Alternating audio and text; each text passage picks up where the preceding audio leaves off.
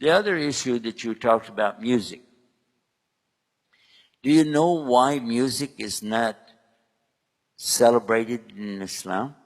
Have you really thought about it? I was in the music industry from about 8 years old on until I got to Islam.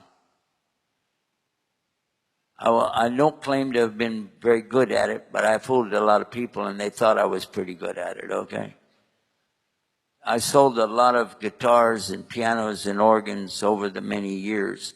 From the time organs were considered something only in the church until every single bar and nightclub thought they had to have one because of the sound effects and all the stuff that it did. It was a multi-million-dollar industry for us, and it was easy for me to walk away from it when I found out that Islam doesn't allow it. You know why? Why was it easy? Because I knew it a whole lot better than most people do. I understand exactly what it does to people. I know what it replaces. And when people tell you, I need it to calm down, I need it to relax. Really? I needed to get in touch with my inner self. I've heard all of those things all my life. And those are the easy sell. That's so easy. And listen to somebody and I know exactly what kind of music to play to get them to buy a $4,000 or $5,000 instrument. Real easy. Because it's something inside of you that's deficient and you're relying on some outside source to calm it or pacify it, almost like a drug. And if you said, no, that's not my case, now Shaitan is talking to you right now. Because I know better. And by the way, where do you usually find musical instruments? What's going on? What is going on when you see musical instruments? What is happening at a concert, for instance? And we know all the stuff that goes on at concerts, or maybe you don't.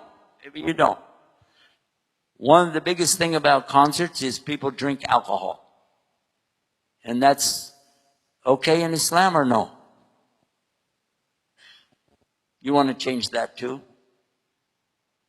You want to compromise that? What about drugs? Do you know that in the 1950s, I wasn't even mature yet.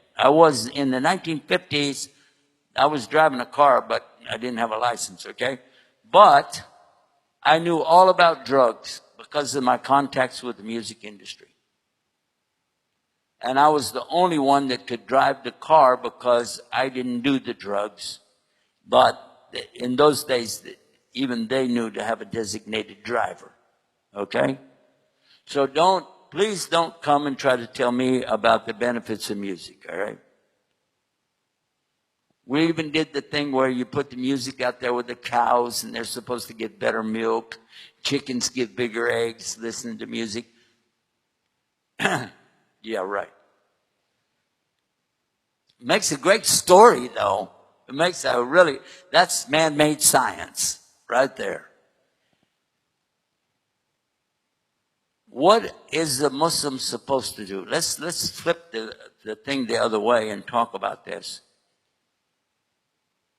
When it comes to something wrong inside of me, a feeling, I need something, that's very real, and nobody's denying that. But what is it that you really need? What were you created to do? Allah said in the Quran, I created mankind and jinn to do what? Listen to music? Celebrate birthdays? What did he say? Do you believe him or no? It's simple. You believe it or you don't. Because if you believe that, you're created to worship, and you will worship something. You might even worship the music.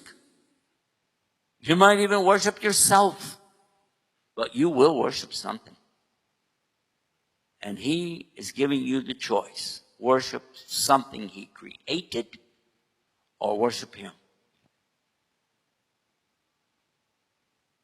I want you to just reflect on that a little bit, and I'll back off because we got a lot of the questions. But for sure, Everything that Allah has created has a rhyme and reason to it. By the way, if you really want to know what's some great music for Muslims, listen to some of the great reciters. And you can get that from our websites.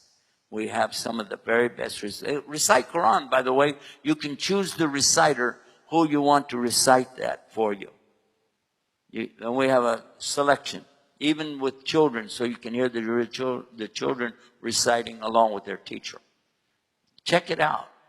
It has a very amazing effect. Before I hand you the microphone back, I just want to say something. In New York City, most all of the taxi drivers are Muslims. Over half, most of them. And many of them like to play the Quran in the car. And they keep it down low, but sometimes when a passenger gets in the car, they'll say, "Oh, what's that song? I really like it." And I've had many of them come to me and say, "I have this customer, this person, the passenger would like to have Quran. Can you send them some tapes? Can you send them a video or something?" And we used to do that. Now we just give them the link. They can go get it. They get it on their phone, the app, and they can do it right in the car. And they love it. And these are not even Muslims. So what are we doing? They understand that this is something that fulfills a part of what is the word I'm looking for? A deficiency in them, and the Quran is filling it. So I recommend the Quran for that, inshallah ta'ala. And by the way, if I hurt anybody's feelings, kind of, get over it. Everybody here is very cool today. So no problem. No feeling has been hurt.